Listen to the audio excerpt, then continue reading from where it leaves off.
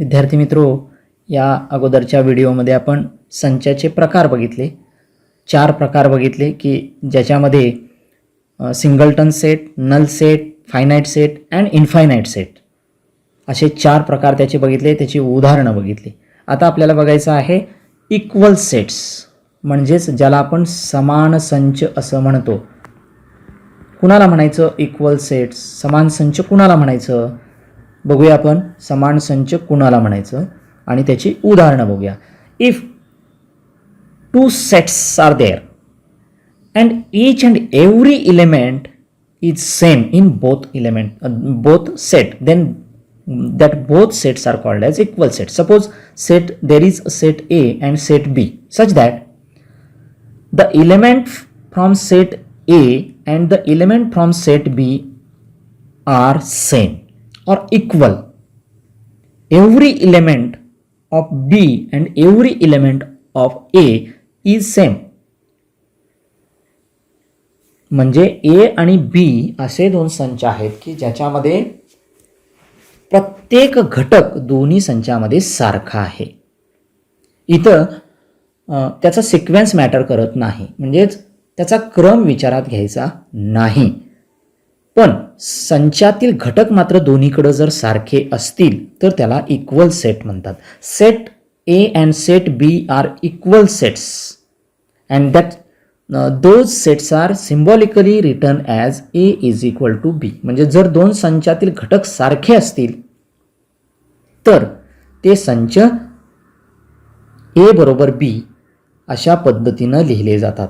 Suppose there are set C and set D, then it is written as C is equal to D in this way. Take example. Suppose A is a set of all x such that x is a letter of the word listen. A हा संच कसा आहे, x हा general त्याचा घटक घेतला आपण की ज्याच्यामध्ये लिसन या शब्दामधील अक्षरे आहेत. मग हे आपल्याला पहिल्यांदा लिस्टिंग मेथडमध्ये लिहावं लागेल. कसं, ए या संचामध्ये काय काय आहे, लिसन या शब्दातील अक्षर आहेत. म्हणजेच काय, L, I,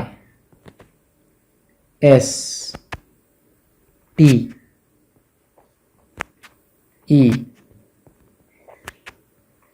N.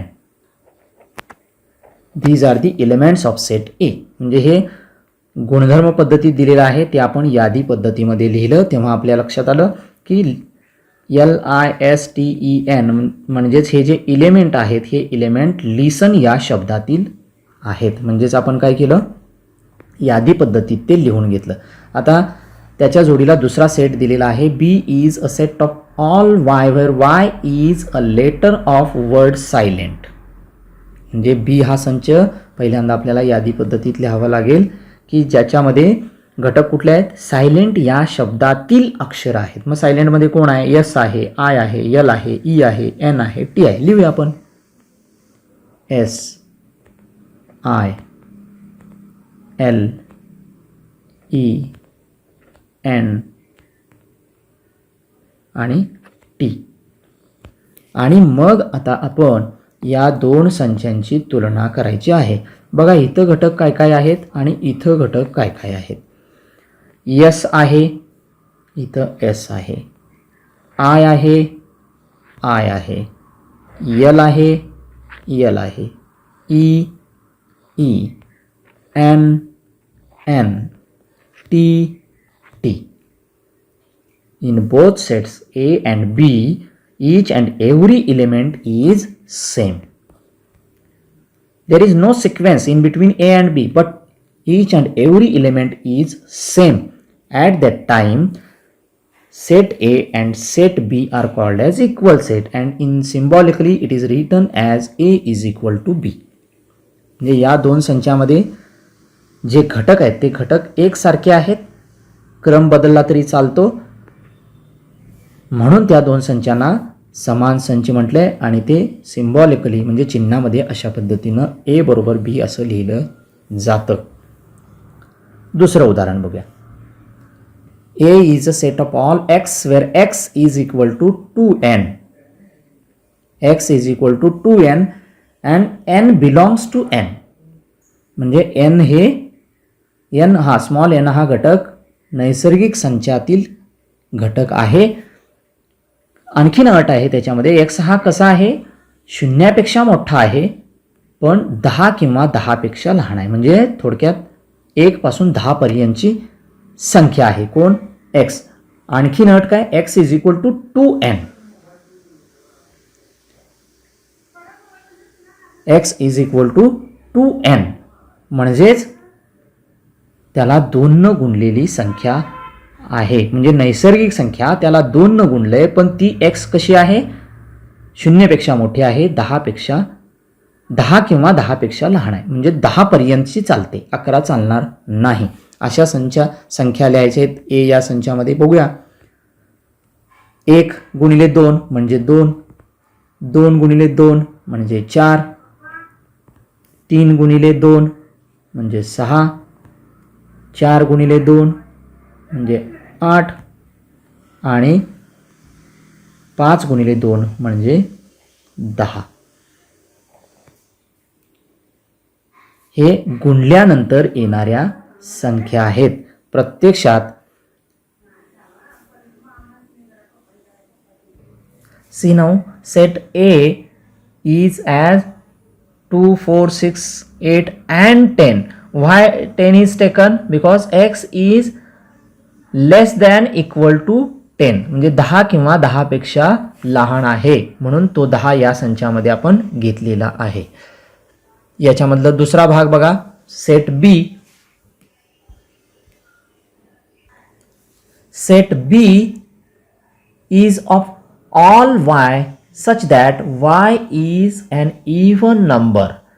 Even, what is even? समसंख्या. समसंख्या, even number, समसंख्या. पुढं अट आहे, काय अट आहे, 1 is less than equal to y and y is less than equal to 10. म्हणजेच y हा कसा आहे, 1 किंवा 1 पेक्षा मोठा आहे आणि 10 किंवा 10 पेक्षा लहान आहे. y is even number म्हणजेच समसंख्या आहे, 1 पेक्षा मोठी आहे आणि 10 किंवा 10 पेक्षा लहान आहे. Then that set will be b is equal to in curly bracket 2, 4, 6, 8 and 10. Now see set A and set B. The elements in both sets are same. See in example 2 there is 2, 4 there is 4, 6 there is 6, 8 there is 8, 10 there is 10. That means all the element in both sets are same and hence set A and set B are equal set, and in symbolically it is written as A is equal to B. A is equal to B. Now see another examples. Now think of the following sets. म्हणजे खाली एक 2 set दिलेले आहेत उदाहरणादाखल, त्याचा अभ्यास करूया आपण. Set C having element 1, 3, 5, 7 and set D having elements 2, 3, 5, 7.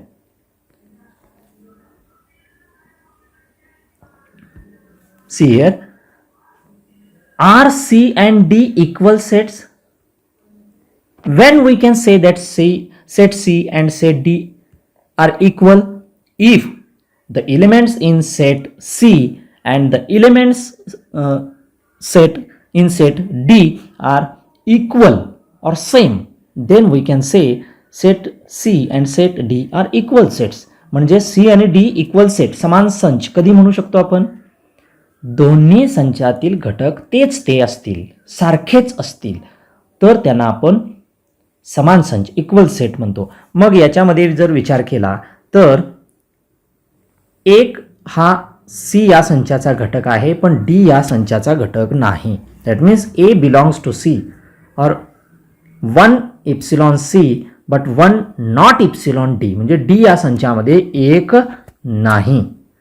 2 हा डी या संचामध्ये आहे पण सी या संचामध्ये 2 नाही. म्हणजे असे 2 घटक आहेत की ते एकमेकांच्या मध्ये नाही आहेत.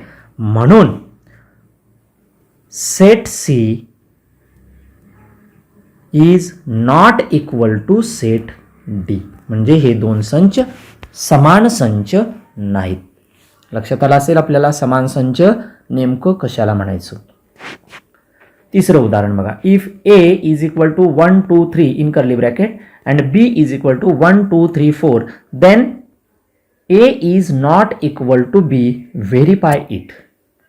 म्हणजेच तपासायचं आहे आपल्याला ए आणि बी हे समान नाही आहेत. कसं तपासायचं? ए आणि बी हे समान नाहीत हे कसं ठरवायचं? तर आपल्याला त्यातील प्रत्येक घटकांचा अभ्यास करावा लागेल की जे दोन्हीकडं आहेत किंवा नाहीत ते तपासायचं आहे. See here 1 epsilon A,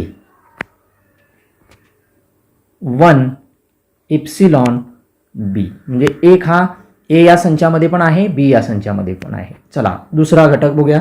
2 epsilon A also 2 epsilon B, म्हणजे बी या संचामध्ये पण 2 आहे. आता तिसरा घटक 3 आहे.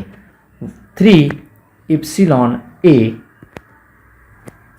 3 इप्सिलॉन बी, म्हणजे तिसरा घटक पण याच्यामध्ये आहे. But there is one another element that is 4. 4 is not epsilon A, म्हणजे ए या संचाचा तो घटक नाही पण 4 इप्सिलॉन बी, म्हणजे 4 हा घटक बी या संचामध्ये आहे पण ए या संचामध्ये नाही. आणि म्हणून set A is not equal to set बी.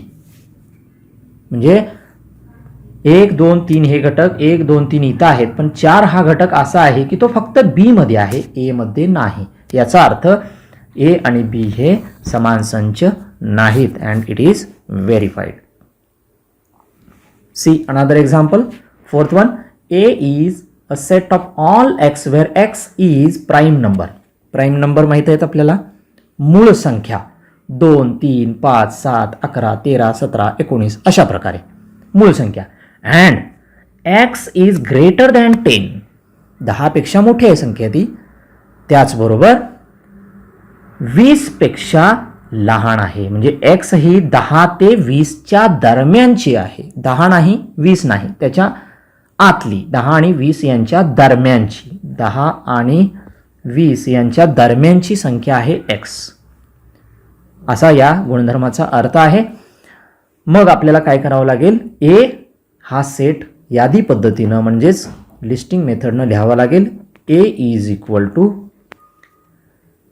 10च्या पुढची 11 ही मूळ संख्या आहे, प्राईम नंबर आहे.